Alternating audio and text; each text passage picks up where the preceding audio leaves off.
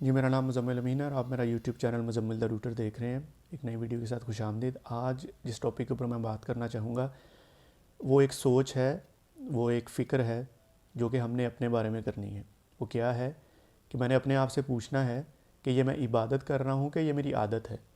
For example नमाज के बारे में बात करते हैं। नमाज तो बुराइयों से रोकती है, ठीक है, कुरान पाक में है, हर बच्चे बच्चे को पता है। लेकिन मैं नमाज़ पढ़ रहा हूँ लेकिन मेरी बुराइयाँ ख़त्म नहीं हो रही, ठीक है, मैं झूठ भी बोल रहा हूँ, गीबत भी कर रहा हूँ। और सोने पे सुहागा कह लें कि बुरी से बुरी बात यह है कि मैं उन बुराइयों को बड़ी ढिठाई के साथ कर रहा हूँ। और मेरे पास एक एक सो कोल्ड अजीबो गरीब किस्म की, मैं तो यही कहूँगा, वसवसे हैं जो मैंने अपने ऊपर सवार किए हुए हैं कि जी इस मेरे पास दलाइल हैं कि जी ये झूठ बोलना और गीबत करना ठीक है, मैं कर रहा हूँ, ठीक कर रहा हूँ, ठीक है। तो ये तो फिर आपकी आदत हुई, इबादत तो ना हुई कि आप नमाज भी पढ़ रहे हैं और आप ये सारे काम भी साथ कर रहे हैं। ये तो मैंने दो एग्जांपल्स दी जो कि हमारे माशरे के अंदर बहुत ज़्यादा हैं, ठीक है। आप इस जो जिसके अंदर एक नेगेटिव आदत है, सबसे पहले तो वो उसको एक्सेप्ट करे, ठीक है। अगर आप डॉक्टर के पास जाते हैं और आप एक्सेप्ट नहीं करते कि आपको सर्टन कोई भी बीमारी है, ठीक है, आपका इलाज नहीं हो सकता।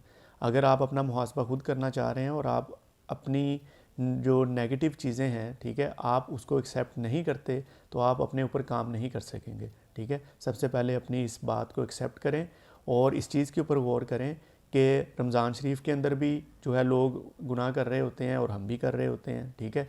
आप इस चीज़ को थोड़ा सा गौर करें, आज से 20-25 साल पहले जो आप रमज़ान गुजारते थे उसकी इबादत या उसके अंदर जो आपको मज़ा आता था या जो आपका एक रुझान इबादत की तरफ होता था और जो खौफ खुदा की कैफियत होती थी, मैं कई फैमिलीज़ को, घरों को ऐसा जानता हूँ कि पूरा रमज़ान का महीना टीवी नहीं चलता था उन घरों में।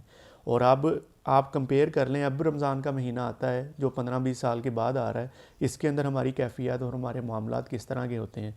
क्या हम सिर्फ भूख प्यास को छोड़ देना ही रोज़ा समझते हैं, ठीक है। हम अपना मुहासबा करें, अपनी फैमिली मेम्बर्स का, जो बड़े हैं वो बिलखसूस उनके लिए ये चीज़ों का मुहासबा करना आसान होगा, ठीक है।